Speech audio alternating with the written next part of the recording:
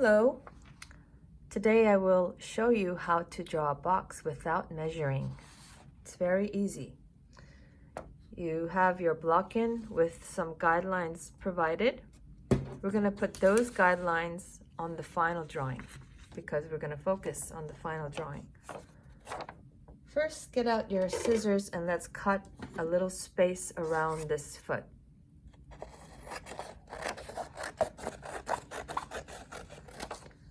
We're going to leave some white space around the foot. You'll see why in a moment.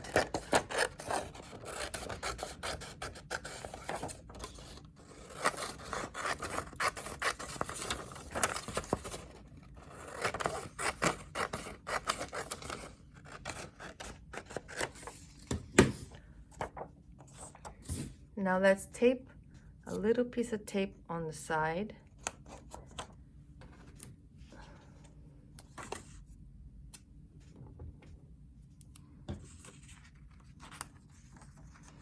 And center that in the middle of your sketch pad. Okay. Now, this foot happens to be a triangle shape, right? That is the big shape of the drawing. Most of your drawings in the future will not be a triangle shape. They will be more of a box shape. So we usually draw a box around the drawing. So I'm going to demonstrate both how to put a box around this and how to do the triangle, just for sake of showing you both. First, let's do the box lines. The box or the triangle both have to touch the drawing. Do you see how it's touching the drawing on all four sides? The left side, the right side, top. This bottom horizontal line is floating above the drawing a little bit. That's okay. It's okay if it's cutting through the drawing a little bit like that. Okay, but generally we put the box line on the outer edge of the drawing. So for now, let's put in the box lines. The long ruler, and we will differentiate the box lines from the diagonal lines by making our box line hit the very top of the sketch pad to the very bottom. Make your line super light using graphite so you can erase it later.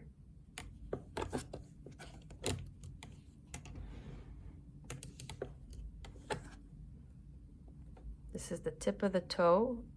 I'm gonna line down. Make sure your ruler is parallel with the edge of the paper. If it's like this, it's not parallel, right?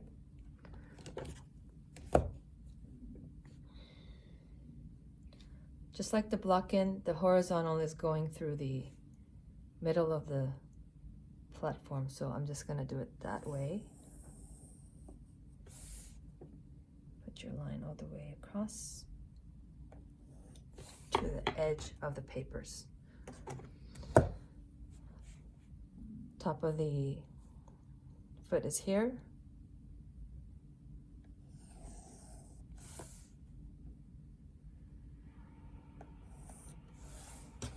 So your box is finished.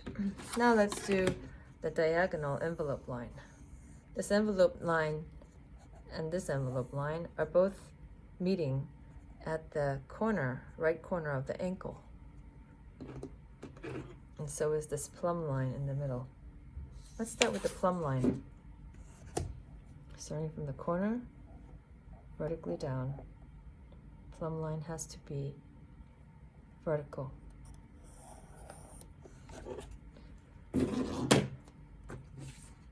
Let's do our diagonal line. The diagonal line is hitting the very edge of the whole back of the foot, right? And it's okay if a little bit of it sticks out like this. That's fine. But we're gonna go all the way to the edge. And this diagonal, let's make it shorter. So starting from right above the printout to right below the printout, as long as your sketch pad is marked a little bit. Let's do the big diagonal here. It's hitting the top of the toe.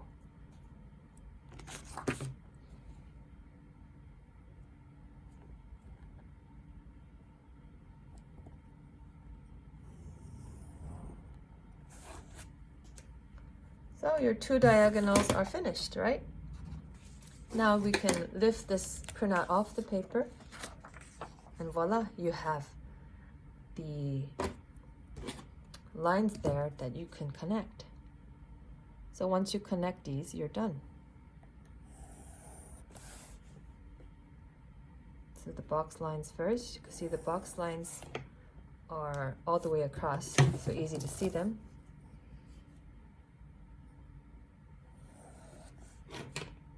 You can find whatever way suits you. I just thought this would be an easy way. If you find a better way, let me know.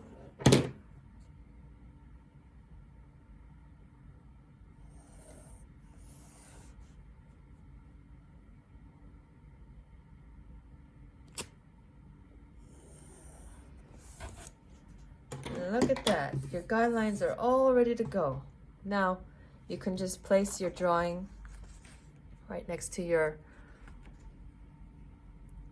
drawing. You can line it up with the horizontals lined up like this to make it easier to line it up and see. And now you can start drawing. This block-in is a good start. The block-in helps you to see the big angles. So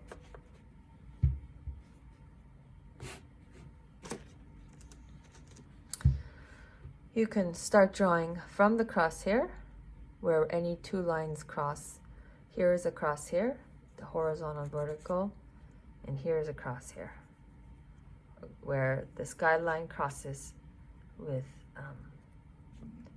this crosshair, and then this is the drawing closest to the crosshair. Okay, so for example, if you want to start from this crosshair, you would start with this line right here and this line right here.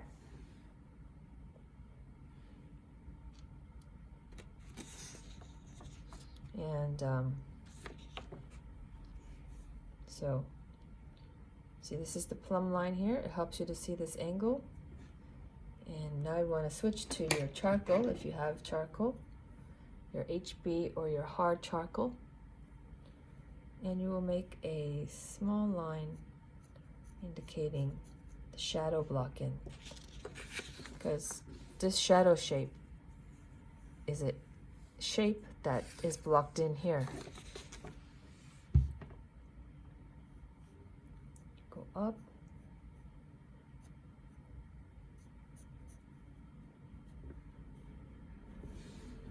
And this way you go up as well.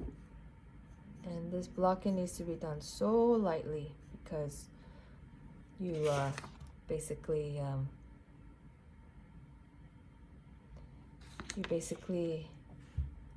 may need to erase some of these block-in lines later. This is a shape here, a long sliver of a shape.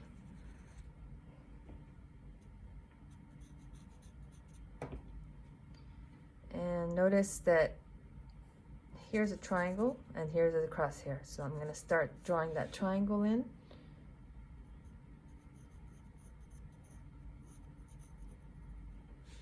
Make sure the shape of the triangle is the same as this one. And then move up the guideline.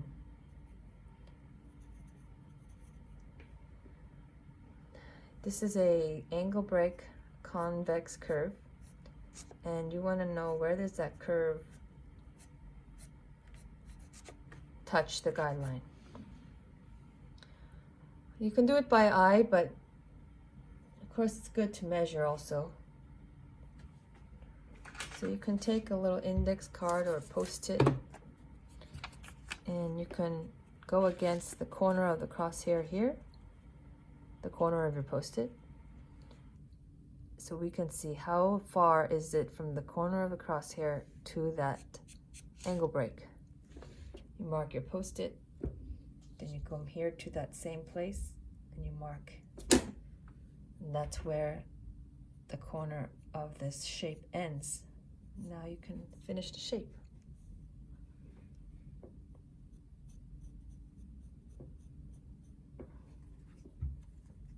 And thus you can keep going. You can measure how high is this horizontal shape. You want to first, if you can, you want to first mark by eye where you think it will be, crossing that guideline, and then you can measure your mark by putting your post-it there, measuring this horizontal line where your guideline is. This is your guideline here. And then go here and check whether your measurement is good. Okay?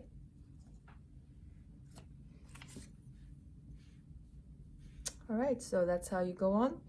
And when you're finished with blocking it in, you can then put in the details of your final drawing. And the final drawing will have more complex lines here. This becomes wider here. And you'll have to make little adjustments to the curves. These straight angles become little curves. You add little curves to them. Okay? Let me know if you have any questions.